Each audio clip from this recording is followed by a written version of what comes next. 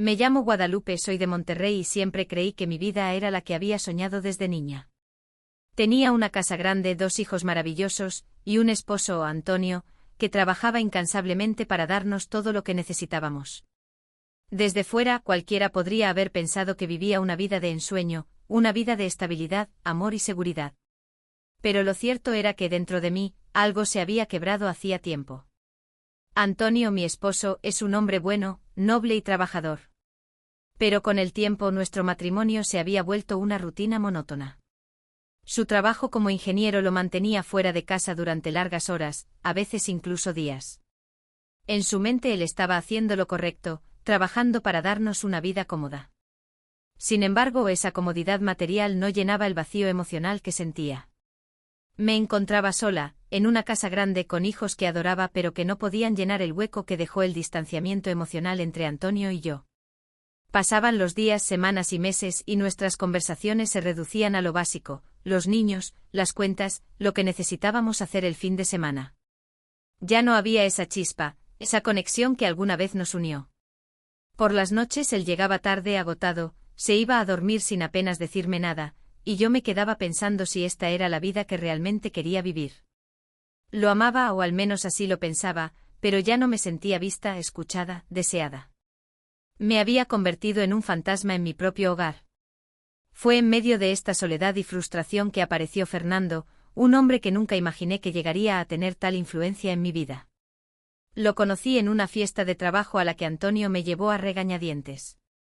Antonio, siendo siempre el hombre serio y enfocado en su trabajo, apenas hablaba con sus colegas fuera del ámbito profesional. Sin embargo, esa noche Fernando, que era amigo de un compañero de Antonio, se me acercó mientras mi esposo estaba distraído con otros asuntos. Fernando era todo lo opuesto a Antonio. Era extrovertido o encantador, y tenía esa capacidad de hacer que cualquier persona a su alrededor se sintiera especial. Me habló de cosas que hacía mucho no escuchaba, sobre la vida, sobre sueños, sobre pasiones. Y algo dentro de mí, algo que había estado dormido durante años, comenzó a despertar. Me reí por primera vez en mucho tiempo y él notó mi risa, algo que Antonio ya no hacía. Esa noche nuestras miradas se cruzaron más de una vez, y aunque en ese momento no lo sabía, mi vida estaba a punto de tomar un rumbo del que no habría vuelta atrás. Comenzamos a hablar a través de mensajes, al principio inocentes, pero con el tiempo fueron tornándose más personales. Fernando parecía entenderme de una manera que Antonio no podía. Sabía cómo escucharme, cómo hacerme sentir viva. Me hacía preguntas sobre mí, sobre mis sueños, sobre mis frustraciones, algo que hacía tiempo que no experimentaba. Y así poco a poco fui cayendo en la trampa de la infidelidad emocional.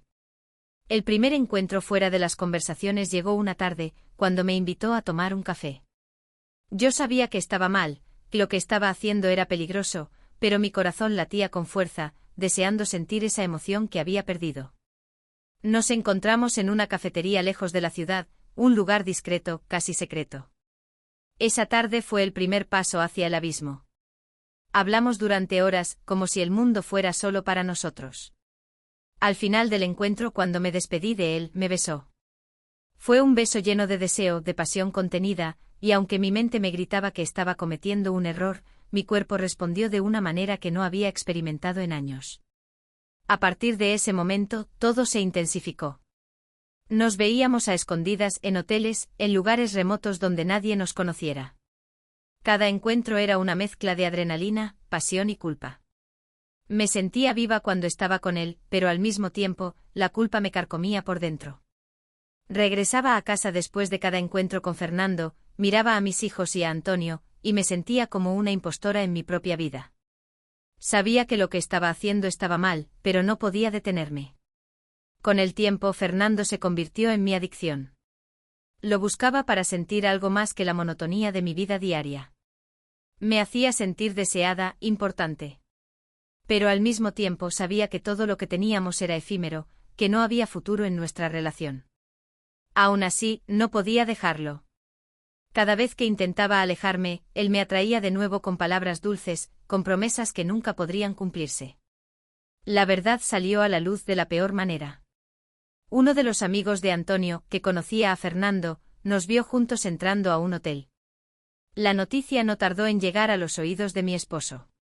Cuando Antonio me confrontó fue como si todo el mundo se desmoronara a mi alrededor. Él no podía creerlo.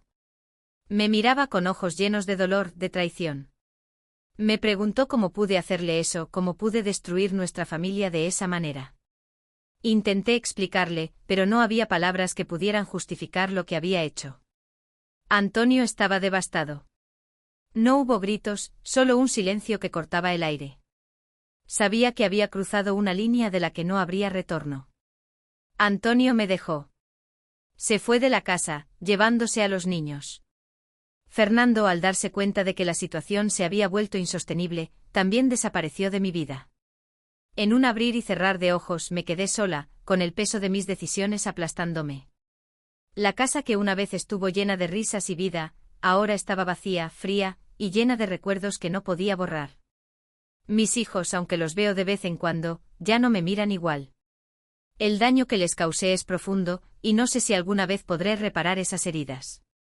Antonio no quiere saber nada de mí, y lo entiendo. Lo traicioné de la peor manera posible.